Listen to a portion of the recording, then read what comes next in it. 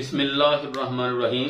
उम्मीद है आप सब खैरियत से होंगे और मैंने आज आपको ऐसी इंफॉर्मेशन देनी है जो आप सब के लिए ज़रूरी है और सबसे ज़्यादा ज़रूरी है नए स्टूडेंट्स के लिए। जो नए स्टूडेंट हैं उनके लिए ज़रूरी है कि वो वीडियो को आखिर तक देखना।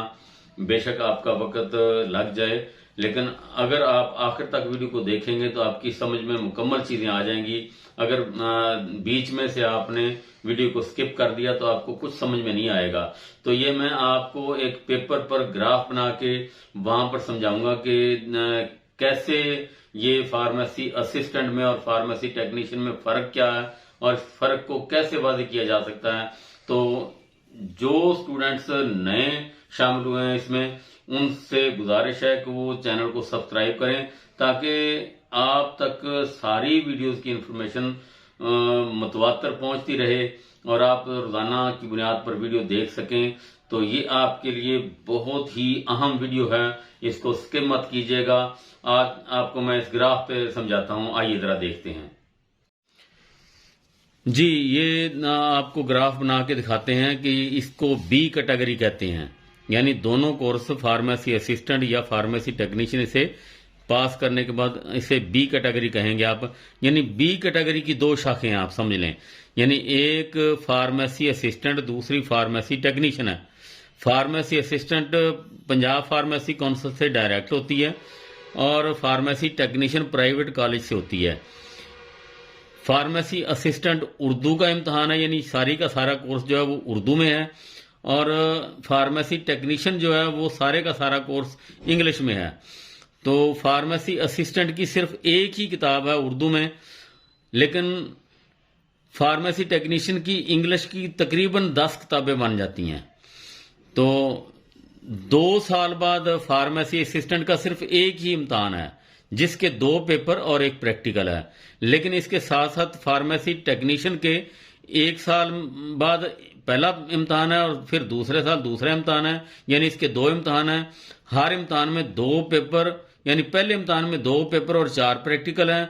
दूसरे इम्तहान में यानी दूसरे साल 2 पेपर और 3 प्रैक्टिकल हैं, यानी कुल इसके 4 पेपर और 7 प्रैक्टिकल हैं। 2 सालों में 2 दफा इम्तहान देना पड़ेगा। ये एक पहले साल का इम्तहान फर्स्ट ईयर का, दूसरा सेकंड ईयर का।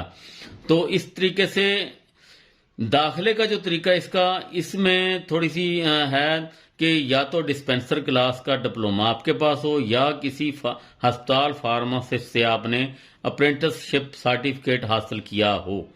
तो इधर साइंस मज़ामीन ज़रूरी हैं, लेकिन इधर आर्ट्स विद जनरल साइंस से भी आपका ये डिप्लोमा हो जाएगा।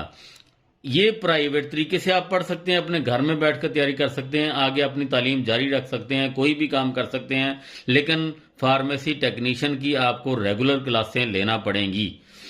तो इसके बाद आप ये इसके खर्चे को देख लें।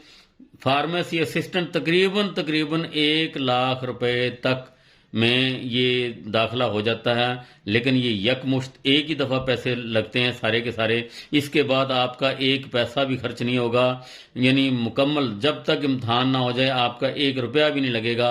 यानी 2 साल के बाद या 2.5 साल के बाद जब आपके पेपर होंगे, आपने पेपर देने हैं, आपका इम्तहान पास हो जाए, तो आपका उस वक्त तक 1 पैसा और नहीं लगेगा। ये पहली दफ़ा जो हो गया खर्चा वही है। वो भी खर्चा किस चीज़ का है? अगर आपके पास अप्रेंटिसशिप सर्टिफिकेट के लेने के लिए आपको पैसे देना पड़ते हैं तो वो खर्चा है। बाकी डिस्पेंसर जिसने किया उसका कोई खर्चा नहीं है, सिर्फ 4,000 रुपया फार्मेसी काउंसिल की फीस है।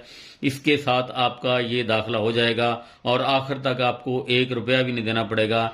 इसके मुकाबले में ये तकरीबन 2.25 लाख रुपया फार्मेसी टेक्नीशियन के लिए 2.25 लाख रुपए तकरीबन खर्चा है। लेकिन बैक वक्त या 20 या 30 हज़ार रुपया देना पड़ता है, उसके बाद ये किस्तवार देना होते हैं। लेकिन इसमें कोई रजिस्ट्रेशन फीस आ गई, कोई इम्तहान की फीस आ गई, इस तरीके से सारा कुल मिला के खर्चा तकरीबन 2.25 लाख रुपए से ज़्यादा आ जाएगा।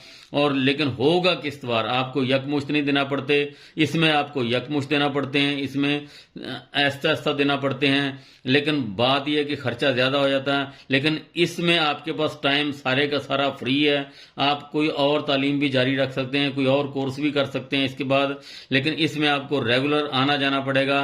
रेगुलर रेगुलर आने जाने का भी खर्चा अलग से आपको देना पड़ेगा।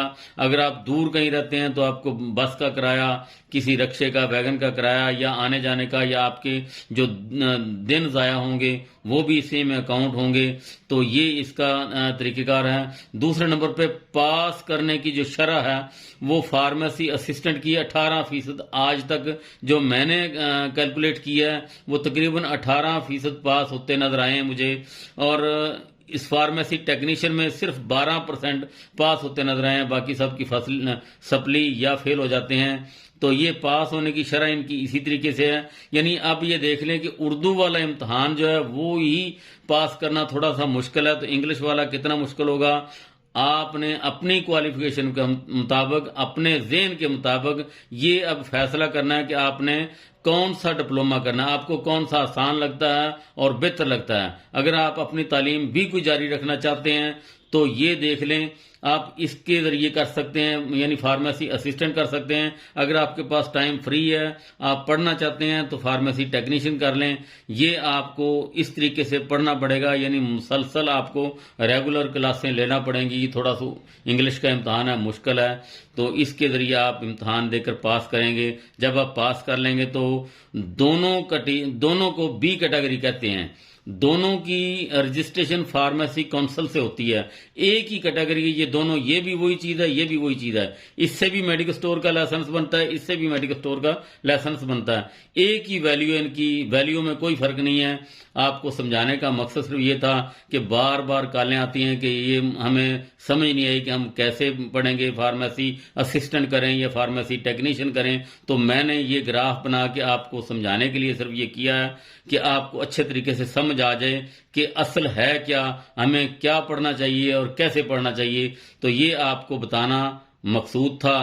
अगर आपको वीडियो पसंद आई है तो इसे लाइक और कमेंट जरूर कीजिएगा। यहाँ आपने जिस तरह ये सारा ग्राफ में देखा है, ये इसी तरीके से, यानी है ये बी कैटेगरी, लेकिन इसके नाम दो हैं, फार्मेसी असिस्टेंट और फार्मेसी टेक्नीशियन। इसे फार्मेसी काउंसिल ही की तरफ से रजिस्ट्रेशन होती है, इसका सर्टिफिकेट मिलता है। तो आप इसको तवज्जो से सुन लें, बार बार सुने, ताकि आपको पूरी बात समझ में आ जाए कि आपने फार्मेसी असिस्टेंट करना है या फार्मेसी टेक्नीशियन करना है। तो ये दोनों का फर्क मैंने आपको बता दिया है। आपसे गुजारिश है कि आप इसको तसल्ली से सुन के फिर कोई भी फैसला करें कि आप फार्मेसी काउंसिल के जरिए पढ़ना चाहते हैं या किसी कॉलेज के जरिए टेक्नीशियन करना चाहते हैं। दोनों रास्ते आपके सामने हैं, अब आपकी मर्जी है कि आप कौन सा रास्ता इख्तियार करते हैं। वस्सलाम।